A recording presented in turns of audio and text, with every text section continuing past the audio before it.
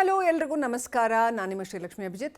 ವೀಕ್ಷಕರೇ, ಇವತ್ತು ಪಾಕಿಸ್ತಾನ ಪ್ರಧಾನಿ ಶಹಬಾಜ್ ಶರೀಫ್ ಹೇಳಿರ್ತಕ್ಕಂಥ ಹೇಳಿಕೆ ವಿಚಾರವಾಗಿ ನಿಮ್ಮೊಂದಿಗೆ ಒಂದು 4 ಅಭಿಪ್ರಾಯಗಳನ್ನು ಶೇರ್ ಮಾಡ್ಕೊಳ್ಳೋದಕ್ಕೆ ನಾನಿಲ್ಲಿದ್ದೀನಿ.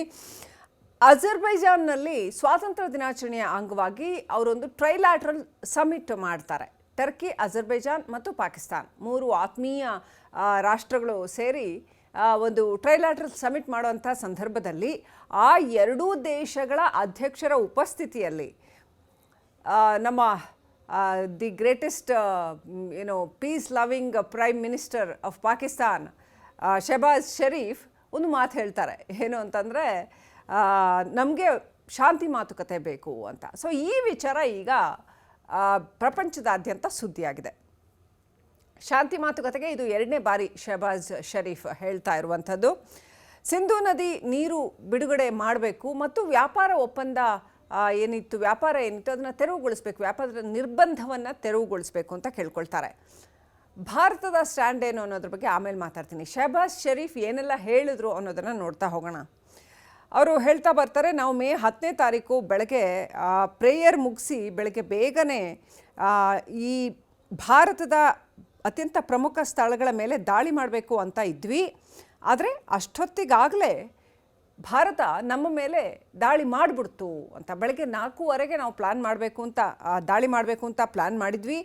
ನಮ್ಮ ಅಸೀಮ್ ಮುನೀರ್ ಅವರ ನೇತೃತ್ವದಲ್ಲಿ, ನಮ್ಮ ಸೇನಾ ಮುಖ್ಯಸ್ಥ ಅಸೀಮ್ ಮುನೀರ್ ಅವರ ನೇತೃತ್ವದಲ್ಲಿ ದಾಳಿ ಮಾಡಬೇಕು ಅಂತ ಎಲ್ಲ ಪ್ಲ್ಯಾನ್ ಮಾಡ್ಕೊಂಡಿದ್ವಿ. ಅಷ್ಟೊತ್ತಿಗಾಗಲೇ ಭಾರತ ಬ್ರಹ್ಮೋಸ್ ಕ್ಷಿಪಣಿಯನ್ನು ಹಾರಿಸಿ ನಮ್ಮ ಪ್ರಮುಖ ವಾಯುನೆಲೆಗಳನ್ನು ಉಡಾಯಿಸ್ಬಿಡ್ತು ಅಂತ ಗ್ಲೋಬಲ್ ಪ್ಲ್ಯಾಟ್ಫಾರ್ಮಲ್ಲಿ ಪಾಕಿಸ್ತಾನದ ಪ್ರಧಾನಿ ಹೇಳ್ಕೊಳ್ತಾರೆ. ಅಂದರೆ ಅವ್ರನ್ನವರು ಹೊಗಳ್ಕೊತಾ ಇದ್ದಾರೋ ಅವ್ರನ್ನವರು ತೆಗೆಳ್ಕೊತಾ ಇದ್ದಾರೋ ಒಂದೂ ಗೊತ್ತಾಗಲ್ಲ. ಹಾಗೆ ಹೇಳ್ಕೊತಾ ಇದ್ದಾರೆ ಅಥವಾ ಸಿಂಪತಿ ಕಾರ್ಡ್ ಪ್ಲೇ ಮಾಡ್ತಾ ಇದ್ದಾರಾ, ಒಟ್ಟಲ್ಲಿ ತಮ್ಮ ಮೇಲೆ ದಾಳಿ ಆಯಿತು ಅನ್ನೋದನ್ನು ಮುಲಾಜಿಲ್ಲದೆ, ಇನ್ಫ್ಯಾಕ್ಟ್ ಮರ್ಯಾದೆಯೂ ಇಲ್ಲದೆ ಹೇಳ್ಕೊಳ್ತಾ ಇದ್ದಾರೆ ಅಂತ. ಸೊ ಅವ್ರು ಹೇಳಿರೋ ಮಾತನ್ನ ನಾನು ರಿಪೀಟ್ ಮಾಡೋಕ್ಕೆ ಬಯಸ್ತೀನಿ. ಭಾಳ ಮಜಾ ಇದೆ ಅವ್ರು ಆಡಿರೋ style. We had decided that at 4:30 in the morning, after our Fajr prayers, Pakistan Armed Forces led very ably by our Field Marshal Chief Army Staff ಅಂತ ಇಷ್ಟುದ್ದ ಹೇಳ್ತಾರೆ ಅಸೀಮ್ ಮುನೀರ್ ಬಗ್ಗೆ. ಫೀಲ್ಡ್ ಮಾರ್ಷಲ್ ಅನ್ನೋದನ್ನು ಇತ್ತೀಚೆಗೆ ಈ ಆಪರೇಷನ್ ಸಿಂಧೂರದ ನಂತರ ಅದು ಯಾವ ಜಯದ ಸಂಕೇತವಾಗಿಯೋ ಗೊತ್ತಿಲ್ಲ, ಹೋಟೆಲ್ ತನಗೆ ತಾನೇ ಅಸೀಮ್ ಮುನೀರ್ ಕೊಟ್ಕೊಂಡಿದ್ದಾರೆ ಅಂತ. ಆ ಅಸೀಮ್ ಮುನೀರ್ ಅವರ ನೇತೃತ್ವ ಸಮರ್ಥ ನಾಯಕತ್ವದಲ್ಲಿ ನಮ್ಮ ಪಾಕಿಸ್ತಾನಿ ಪಡೆಗಳು ಭಾರತದ ಮೇಲೆ ದಾಳಿ ಮಾಡಬೇಕು ಅಂತ ಅಂದ್ಕೊಂಡಿದ್ವು. To teach a lesson to enemy ಅಂತ ಹೇಳ್ತಾರೆ. ಭಾರತಕ್ಕೊಂದು ಪಾಠ ಕಲಿಸ್ಬೇಕು ಅಂತ ಹೊರಟಿದ್ರಂತೆ. ಅಷ್ಟೊತ್ತಿಗಾಗಲೇ ಭಾರತ ಭಾಳ ಚೆನ್ನಾಗಿ ಪಾಠ ಕಲಿಸಿದೆ ಅಂತ. Before that reach, India again launched missile attacks. BrahMos hit Pakistan's various provinces ಅಂತ ಹೇಳ್ತಾರೆ. ರಾವಲ್ಪಿಂಡಿ ಸೇರಿದಂತೆ ಇನ್ನು ಹಲವು ಪ್ರದೇಶಗಳನ್ನು ಬ್ರಹ್ಮೋಸ್ ಕ್ಷಿಪಣಿ ದಾಳಿ ಮಾಡ್ತು ಅಂತ ಪಾಕ್ ಪ್ರಧಾನಿ ಹೇಳ್ಕೊಳ್ತಾರೆ. ಇದು ಎಂಥ ದೇಶ, ಇದು ಎಂಥ ಪ್ರಧಾನಿ, ಇದು ಎಂಥ ಆತ್ಮಗೌರವ, ನಿಜಕ್ಕೂ ಆಶ್ಚರ್ಯ ಆಗುತ್ತೆ. ಇಷ್ಟೆಲ್ಲ ಇರೋರಿಗೆ ಈ ಹಣೆ ಬಾರಕ್ಕೆ ಅಲ್ಲಿ ಭಯೋತ್ಪಾದಕರನ್ನ ನಮ್ಮ ದೇಶದ ಒಳಗೆ ನುಗ್ಗಿಸೋ ಅಂಥ ಕೆಲಸ ಯಾಕೆ ಬೇಕು? ಇದು ಭಾರತ ಹೇಳ್ತಿರುವಂಥ ಪ್ರಶ್ನೆ. ಸೊ ಭಾರತದ ಲಾಂಗ್ ರೇಂಜ್ ಸೂಪರ್ಸಾನಿಕ್ ಕ್ಷಿಪಣಿ ಬ್ರಹ್ಮೋಸ್ ಹೇಗೆ ಪಾಠ ಕಲಿಸ್ತೀವಿ ಅಂತ ಹೇಳದೆ ಕಲಿಸಿರೋ ಪಾಠ ಇದೆಯಲ್ಲ ಭಾರತ, ಅದು ಬಹಳ ಚೆನ್ನಾಗಿ ವರ್ಕ್ ಆಗಿದೆ ಅಂತ ಅನಿಸುತ್ತೆ ಇದನ್ನು ನೋಡ್ತಾ ಇದ್ದರೆ. ಮೇ 26 ತೆಹರಾನ್, ಅಲ್ಲೂ ಕೂಡ ಇದೇ ಶಹಬಾಜ್ ಶರೀಫ್ ಹೇಳ್ತಾರೆ, ಮಾತುಕತೆ ಬೇಕು, ಶಾಂತಿ ಬೇಕು, ನಾವು ಮಾತುಕತೆಗೆ ಸಿದ್ಧ ಇದ್ದೇವೆ, ಸಿಂಧೂ ನದಿ ಒಪ್ಪಂದವನ್ನು ಮತ್ತೆ ಮುಂದುವರಿಸೋಣ, ನೀರು ಬಿಡೋದ್ರಿಂದ ಪಾಕಿಸ್ತಾನದ ಜನಗಳ ಜೀವನ ಅಡಿಯೋದು, ಜನ ಬದುಕ್ತಾರೆ ಅಂತೆಲ್ಲ ಕತೆ ಹೇಳ್ತಾರೆ. ಇದೇ ಶಹಬಾಜ್ ಶರೀಫ್ಗೆ ಏಪ್ರಿಲ್ 22ನೇ ತಾರೀಕು ಪಹಲ್ಗಾಮಲ್ಲಿ ಟೆರರಿಸ್ಟ್ಗಳನ್ನು ನುಗ್ಗಿಸಿ 26 ಜನರ ಅಮಾಯಕರ ಹತ್ಯೆ ಮಾಡಿದ್ರಲ್ಲ, ಆವಾಗ ಅದನ್ನು ಮಾಡಬಾರ್ದು ಅಂತ ಗೊತ್ತಾಗಲಿಲ್ವಾ? ಆವಾಗ ಶಾಂತಿ ಬೇಕಾಗಿರಲಿಲ್ವಾ? ಸುಮಾರು 20,000ಕ್ಕೂ ಹೆಚ್ಚು ಜನಗಳ ಮಾರಣ ಹೋಮ 3-4 ದಶಕಗಳಿಂದ ಭಾರತದಲ್ಲಿ ನಡೆದಿದೆಯಲ್ಲ, ಭಯೋತ್ಪಾದನೆಯ ಹೆಸರಲ್ಲಿ ಹಿಂದೂಗಳ ಮಾರಣ ಹೋಮ, ಭಾರತೀಯರ ಮಾರಣ ಹೋಮ. ಆವಾಗ ಶಾಂತಿ ಮಾತುಕತೆ ಬೇಕು ಅಂತ ಪಾಕಿಸ್ತಾನಕ್ಕೆ ಅನಿಸಿರಲಿಲ್ವಾ? ಯಾವಾಗ ಬುಡಕ್ಕೆ ಬಿಗಿ ಬಂತೋ, ಯಾವತ್ತೂ ಕನಸು ಮನಸ್ಸಿನಲ್ಲಿಯೂ ಪಾಕಿಸ್ತಾನ ಎಣಿಸಿರದ ಸಿಂಧೂ ನದಿ ನೀರನ್ನು ಕಟ್ ಮಾಡಿದ್ರೋ ಆವಾಗ ಪಾಕಿಸ್ತಾನದ ಬಾಲ ಕಟ್ಟಾಯಿತು. ಸೊ ಒಟ್ಟಿನಲ್ಲಿ ಈಗ ನಮಗೆ ಮಾತುಕತೆ ಬೇಕು, ಶಾಂತಿ ಮಾತುಕತೆ ಬೇಕು ಅಂತ ಬೇರೆ ಬೇರೆ ಫೋರಮ್ಗಳಲ್ಲಿ, ಗ್ಲೋಬಲ್ ಫೋರಮ್ಗಳಲ್ಲಿ ಪಾಕಿಸ್ತಾನದ ಪ್ರಧಾನಿ ಹೇಳ್ತಾ ಇರುವಂಥದ್ದು. ಭಾರತ ಭಾಳ ಕ್ಲಿಯರಾಗಿ ಒಂದೇ ಒಂದು ಮಾತನ್ನು ಹೇಳ್ತಾ ಇದೆ, POKನ ವಾಪಸ್ ಮಾಡಿ. ನಮ್ಮ ವಿದೇಶಾಂಗ ಸಚಿವಾಲಯ ಅದರ ಕಾರ್ಯದರ್ಶಿಗಳ ನೇತೃತ್ವದಲ್ಲಿ ಪ್ರೆಸ್ ಮೀಟನ್ನು ಕರೆದು ಬಹಳ ಕ್ಲಿಯರಾಗಿ ಹೇಳಿದೆ. ಏನಂತಂದರೆ, ನೀವು POKನ ನಮ್ಗೆ ಹಸ್ತಾಂತರ ಮಾಡಿ, ಅಲ್ಲಿ ಮಾತಾಡೋಕ್ಕೆ ಇನ್ನೇನು ಉಳಿದಿಲ್ಲ ಅಂತ. ಯಾಕಂದರೆ ನಿಜ, ಹಲವು ದಶಕಗಳಿಂದ 2-3 ದಶಕಗಳಿಂದ ಮಾತುಕತೆ ಹೆಸರಲ್ಲಿ ಸುಮ್ಮನೆ ತಳ್ಕೊಂಡು ಬಂದಿರತಕ್ಕಂಥದ್ದು, ಭಯೋತ್ಪಾದನೆಯನ್ನು ಸಹಿಸಿಕೊಂಡು ಬಂದಿದೆ ಭಾರತ ಮಾತುಕತೆಯ ಹೆಸರಲ್ಲಿ. ಎಷ್ಟೇ ಭಯೋತ್ಪಾದಕ ದಾಳಿಗಳಾದರೂ ಕೂಡ ಈ ಥರದ ರಿಟಾಲಿಯೇಷನ್ನ ಈ ಹಿಂದೆ ಯಾವತ್ತೂ ಮಾಡಿರಲಿಲ್ಲ, ಉರಿ ವಿಚಾರದಲ್ಲಿ ಬಿಟ್ಟರೆ, ಉರಿ ಮತ್ತು ಪಠಾಣ್ಕೋಟ್ ದಾಳಿ ವಿಚಾರದಲ್ಲಿ ಬಿಟ್ಟರೆ. ಸೊ ಹಾಗಾಗಿ ಈಗ ಇದು ಬದಲಾದ ಭಾರತ, ಇದು ಒಂದು ಹೊಸ ಸ್ಥಿತಿಯನ್ನು ತಲುಪಿರ್ತಕ್ಕಂಥ ಭಾರತ. ಹಾಗಾಗಿ ಈ ಹೊಸ ನ್ಯೂ ನಾರ್ಮ್ಸ್ ಏನಿದೆಯಲ್ಲ, ಭಯೋತ್ಪಾದನೆಯ 0 ಟಾಲರೆನ್ಸ್ ಇರ್ತಕ್ಕಂಥ ಒಂದು ಭಾರತ. ಸೊ ಈ ಭಾರತ ನಿಮ್ಮ ಕತೆ ಕೇಳ್ಕೊಂಡು ಕೂತ್ಕೊಳ್ಳೋದಿಲ್ಲ.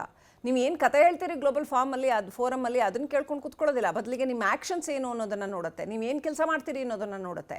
ಪಾಕಿಸ್ತಾನ ಒಂದು ಕಡೆಯಿಂದ ತೊಟ್ಲು ತೂಗೋದು ಇದೇನೆ, ಮಗುವಿನ ಚೂಟೋದು ಇದೇನೆ, ಆ ಕೆಲಸ ಇಷ್ಟು ವರ್ಷ ಮಾಡ್ತಲ್ಲ POKನಲ್ಲಿ, ಈಗ ಮಾಡೋಕ್ಕಾಗಲ್ಲ ಅಂತ ವೆರಿ ಕ್ಲಿಯರ್ಲಿ ಭಾರತ ಹೇಳಿರ್ತಕ್ಕಂಥದ್ದು. ಮತ್ತೆ ಮಾತುಕತೆಗೆ ಏನೂ ಉಳಿದಿಲ್ಲ. ಏನು ಮಾತಾಡ್ತೀರಿ, ಏನಂತ ಮಾತಾಡೋದು? ಮಾತುಕತೆಗೆ ಏನು ಉಳಿದಿದೆ?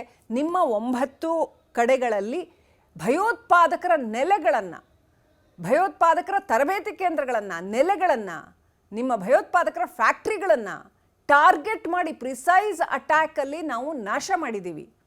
ಅದನ್ನು ಒಪ್ಕೊಳ್ಳಿ ನೀವು ಜಗತ್ತಿನ ಮುಂದೆ. ಭಯೋತ್ಪಾದನೆಗೆ ಸಪೋರ್ಟ್ ಮಾಡ್ತಾ ಇರ್ತಕ್ಕಂಥ ನಿಮ್ಮ ಜೊತೆ ಏನು ಮಾತುಕತೆ ಆಡೋದಿದೆ? ಕೆಲಸ ಮಾಡೋದು ಇತ್ತು, ಅದನ್ನು ಮಾಡಿ ಆಗಿದೆ. ಸೊ 100ಕ್ಕೂ ಹೆಚ್ಚು ಜನ ಭಯೋತ್ಪಾದಕರು ಏನು ಅವರ ಬಲಿ ಪಡೆದು ಆಗಿದೆ. ಇನ್ನು ಕೆಲವು ಭಯೋತ್ಪಾದಕರ ಅಂತ್ಯಕ್ರಿಯೆಯಲ್ಲಿ ನಿಮ್ಮ ಸೇನಾ ಅಧಿಕಾರಿಗಳು ಪಾಲ್ಗೊಂಡಿದ್ದಂತಹ ದೃಶ್ಯಗಳು ಲಭ್ಯ ಇದೆ. ಇನ್ನೇನು ಮಾತುಕತೆ ಆಡೋದಿದೆ? ಈ ವಿಚಾರದಲ್ಲಿ ಪಾಕಿಸ್ತಾನದ ಹಿಪೋಕ್ರಸಿ ಇನ್ನು ಮುಂದೆ ನಡೆಯೋದಿಲ್ಲ ಅನ್ನೋದನ್ನು ಭಾರತ ಅತ್ಯಂತ ಸ್ಪಷ್ಟವಾಗಿ ಹೇಳಿದೆ. ವಿದೇಶಾಂಗ ಇಲಾಖೆ ಈ ವಿಚಾರದಲ್ಲಿ ಭಾಳ ಸ್ಪಷ್ಟವಾಗಿ ಹೇಳಿದೆ. ನಮ್ಮಲ್ಲಿ ಇವತ್ತು ಒಬ್ಬ ವೀಕ್ ಪ್ರೈಮ್ ಮಿನಿಸ್ಟರ್ ಇಲ್ಲ, ಇವತ್ತಿರ್ತಕ್ಕಂಥದ್ದು ಬಹಳ ಸ್ಟ್ರಾಂಗ್, ಬಲಿಷ್ಠವಾದಂಥ ನಾಯಕತ್ವ. ಹಾಗಾಗಿ ಪಾಕಿಸ್ತಾನದ ಈ ರೀತಿಯ ಆಟಗಳಿಗೆ ಬಗ್ಗೋದಿಲ್ಲ, ಮಣಿಯೋದಿಲ್ಲ ಭಾರತ ಅನ್ನೋದನ್ನು ಭಾಳ ಸ್ಪಷ್ಟವಾಗಿ ಹೇಳಿದ್ದಾರೆ. ಮತ್ತು ನೀವು ಎಲ್ಲಿವರೆಗೂ water and blood can not flow together ಅನ್ನುವಂಥ ನೀತಿಗೆ ಬದ್ಧವಾಗಿ ನಿಂತಿದೆ ಭಾರತ. ಅದರಿಂದ ಹಿಂದೆ ಸರಿಯೋ ಪ್ರಶ್ನೆನೇ ಇಲ್ಲ, ಈ ಸಾರಿ ಬೆಂಡಾಗೋ ಪ್ರಶ್ನೆನೇ ಇಲ್ಲ. LET ಎಲ್ಲಿಂದ ಬಂತು? ಹಾಗಾದರೆ ನಾವು ಏನೂ ಮಾಡಲೇ ಇಲ್ಲ, ಇದು ಭಾರತದ ಅಗ್ರೆಷನ್ನು ಅಂತ ಪಾಕಿಸ್ತಾನ ಎಲ್ಲ ಗ್ಲೋಬಲ್ ವೇದಿಕೆಗಳಲ್ಲಿ ಹೇಳ್ತಾ ಇದೆ, ಜಾಗತಿಕ ವೇದಿಕೆಗಳಲ್ಲಿ ಹೇಳ್ತಾ ಇದೆ. ಸುಮ್ಮನೆ ಯಾಕೆ ಅಗ್ರೆಷನ್ ಮಾಡುತ್ತೆ ಭಾರತ? ನೀವೇನೂ ಮಾಡಿಲ್ಲ ಅಂತಂದರೆ ಲಷ್ಕರ್ ಎ ತೊಯ್ಬಾದ ನೆಲೆ ಇದ್ದ ಪಾಕಿಸ್ತಾನ, ಅದು ಮರ್ಕಜ್ ಇರ್ಬೋದು, ಇನ್ನು ಬೇರೆ ಬೇರೆ ಕಡೆಗಳಲ್ಲಿ ಇರ್ಬೋದು, ಏನು 9 ನೆಲೆಗಳನ್ನು ನಾಶ ಮಾಡಿರ್ತಕ್ಕಂಥ ಪ್ರೂಫನ್ನು ಭಾರತ ಜಗತ್ತಿನ ಎದುರು ಕೊಡ್ತಲ್ಲ, ಅದು ಎಲ್ಲಿತ್ತು? ಹಾಗಾದರೆ ಅದನ್ನು ಯಾಕೆ ಸಾಕ್ತಿದ್ರಿ ಇಷ್ಟು ವರ್ಷ?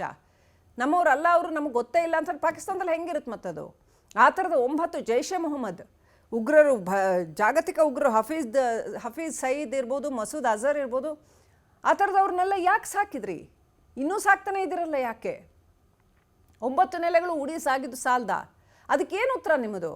ನಿಮ್ಮಲ್ಲೇ ಇದ್ವಲ್ಲ ಭಯೋತ್ಪಾದಕರ ನೆಲೆಗಳು, ಅದನ್ನು ನೀವೇ ಯಾಕೆ ನಾಶ ಮಾಡಲಿಲ್ಲ? ನೀವೇ ಯಾಕೆ ಅವ್ರನ್ನ ಕನ್ವರ್ಟ್ ಮಾಡಲಿಲ್ಲ, ಪರಿವರ್ತನೆ ಮಾಡಲಿಲ್ಲ? ಸಹಜವಾದ ನಾಗರಿಕರಲ್ಲ ಅವರು, ಭಯೋತ್ಪಾದನಾ ಕೃತ್ಯಕ್ಕಾಗಿಯೇ ಇದ್ದಂಥವ್ರು. ಸೊ ಇದಕ್ಕೆ ಪಾಕಿಸ್ತಾನದ ಬಳಿ ಉತ್ತರವೇ ಇಲ್ಲ. ಸೊ ಈಗ ಒಟ್ಟಿನಲ್ಲಿ Bharat water and blood can not flow together ಅನ್ನುವಂಥ ಒಂದು ಗಟ್ಟಿಯಾದ ನಿಲುವಿಗೆ ಅಂಟ್ಕೊಂಡಿರೋದ್ರಿಂದ, ಎಸ್ಪೆಷಲಿ ಸಿಂಧೂ ನದಿಯ ಒಪ್ಪಂದವನ್ನು ಏನು ನಾವು ಮುಂದುವರಿಸೋದಿಲ್ಲ ಅನ್ನೋ ನಿಲುವಿಗೆ ಗಟ್ಟಿಯಾಗಿ ಅಂಟ್ಕೊಂಡಿರೋದ್ರಿಂದ ಪಾಕಿಸ್ತಾನಕ್ಕೆ ನಡುಕ ಶುರುವಾಗಿದೆ. ಮುಂದೆ ಹೇಗಪ್ಪ ಅಂತ. ರಕ್ತಪಾತವಿಲ್ಲದೆ ಯುದ್ಧ ಮಾಡೋದು ಅಂತಂದರೆ ಇದೇನೆ, ಇದು ರಾಜನೀತಿಜ್ಞತೆಯ ಯುದ್ಧ. ಭಾರತ ಅದರಲ್ಲಿ ಗೆಲ್ತಾ ಇದೆ ಅಂತ ಹೇಳೋದಕ್ಕೆ ಇಷ್ಟಪಡ್ತೀನಿ ಸ್ನೇಹಿತರೆ. ಇದರೊಂದಿಗೆ ಮಾತು ಮುಗಿಸ್ತೀನಿ. ನಮಸ್ಕಾರ.